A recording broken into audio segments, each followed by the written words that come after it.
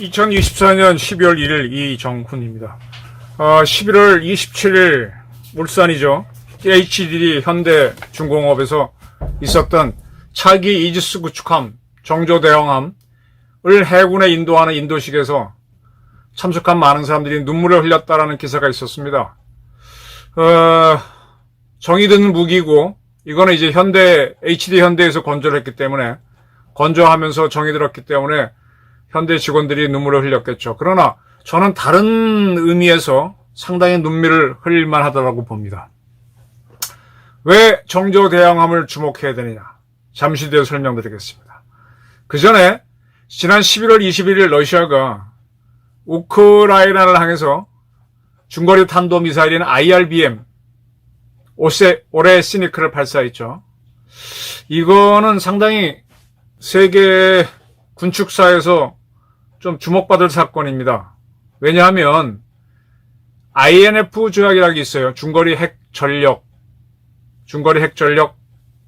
조약인데 우리말로 옮기면 이게 2019년에 이미 파기가 됐습니다. 그럼에도 불구하고 미국과 러시아는 이 조약을 지켜서 중거리 핵전력을 만들지 않았는데 러시아가 이걸 만들었다 이겁니다.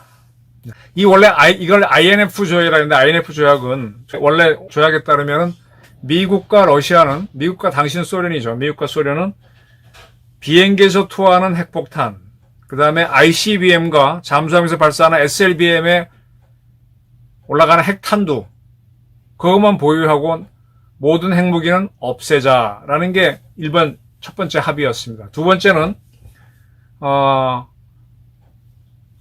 단거리 미사일을 제외하고, 그 다음에 아까 핵탄두를 붙이는 ICBM과 SLBM을 제외하고 나머지 지상에서 발사하는 모든 탄도미사일을 없애자.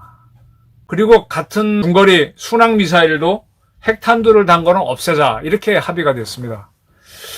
그렇기 때문에 이제 미국은 단거리 미사일인 에이타큐스만 갖고, 러시아는 이스칸데르라는 단거리 미사일만 갖고, 그 다음에 이제 미국은 ICBM으로 미니트맨 3, 러시아는 야르스를 지금 보유하고 있죠.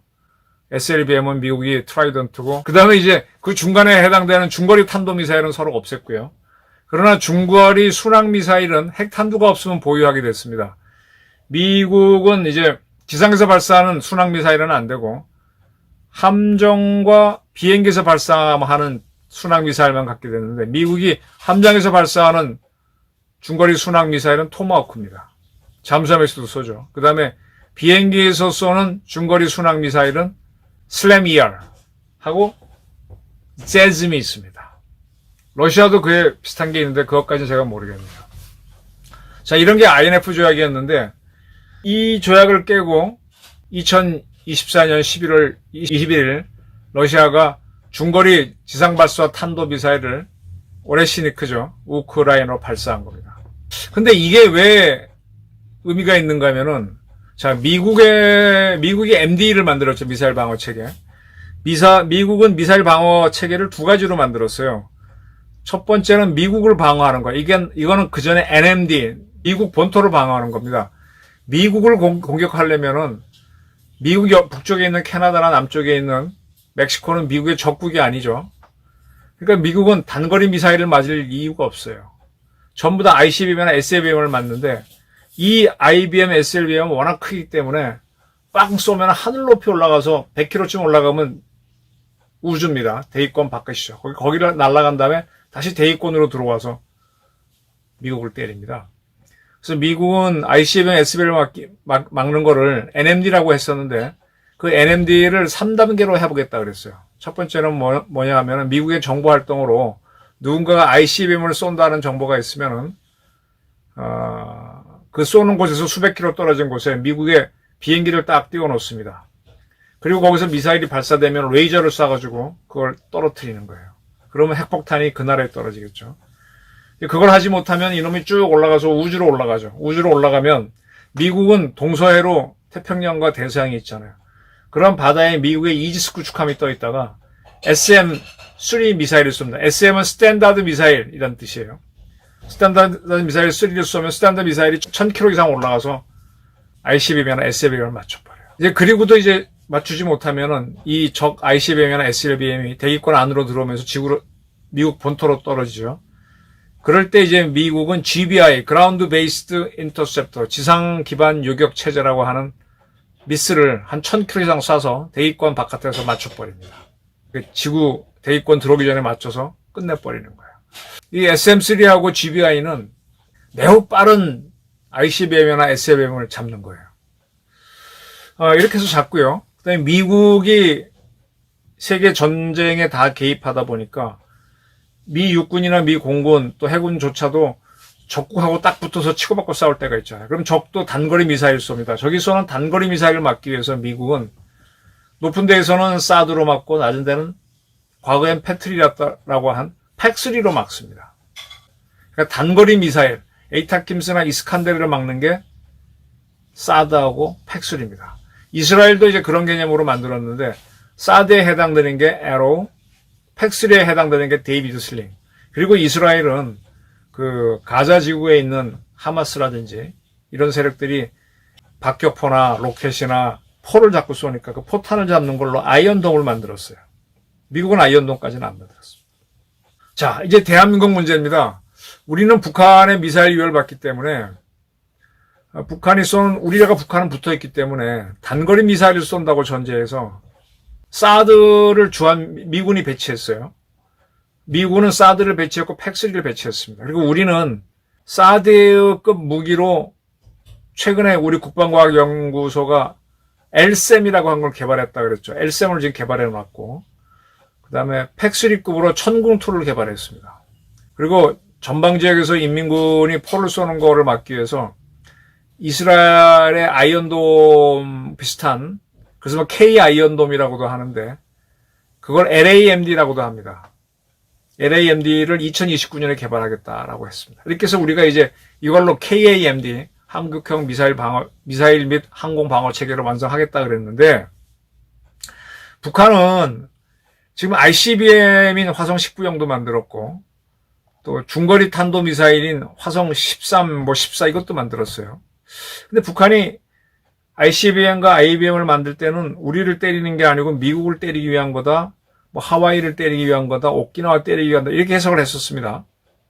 근데 북한이 요 IRBM과 ICBM을 시험 발사할 때마다 항상 고각으로 높이 쏘아 올렸다가 가까이 떨어지게 했어요. 그러니까 이제 높이 쏜 거는 사거리를 제대로 쏘면 미국까지 가면 예민해지니까 일부러 동해에 떨어지게 하려고 고각 발사를 했다라고 했는데 이번에 러시아가 그 IRBM을 쏜 거 진짜로 쐈단 말이에요. 근데 러시아도 사실은 우크라이나한테 너무 붙어있기 때문에 IRBM을 쏠 수가 없는 건데 높이 쐈다가 때려버렸어요. 그거 왜 그랬느냐?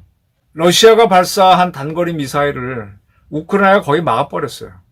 지금 우크라이나는 이 구형 팩3를 미국하고 독일 등에서 제공받았거든요.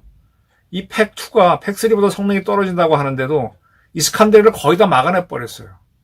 그러니까 이스칸데르를 쏴봐야 이게 안 되는 거야. 그래서 저 속도 빠른 IRBM인 오레시니크를 쏜 게 아닌가. 오레시니크는 높이 올라갔다가 뭐 빠르게 떨어지니까 팩2로 못 막는다고 본 거죠. 그럼 북한이 지금까지 IRBM인 또는 ICBM인 화성 12, 13, 15 이런 것들을 왜 고각으로 쐈느냐?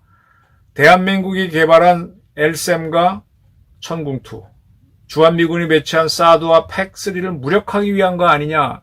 이런 판단이 나오는 거죠. 그냥 북한이 화성포 19형을 하늘 높이 쐈다가 서울로 떨어뜨리면 우리의 사드나 팩3, 천궁2, LSAM은 못 막는다 이겁니다. 이제 러시아가 저런 발사를 함으로써 당황하게 됐는데 지금 정조대왕함을 해군이 이제 지어달라고 주문을 했을 때만 해도 처음엔 SM-3를 안 싣고 SM-2를 싣니 6를 싣니 그거는 이제 ICBM 못 잡는 미사일이에요. 그러다가 아니다. 이게 문성열 정부가 문재인과 다른 건데 SM3를 싣자라고 결정을 했습니다.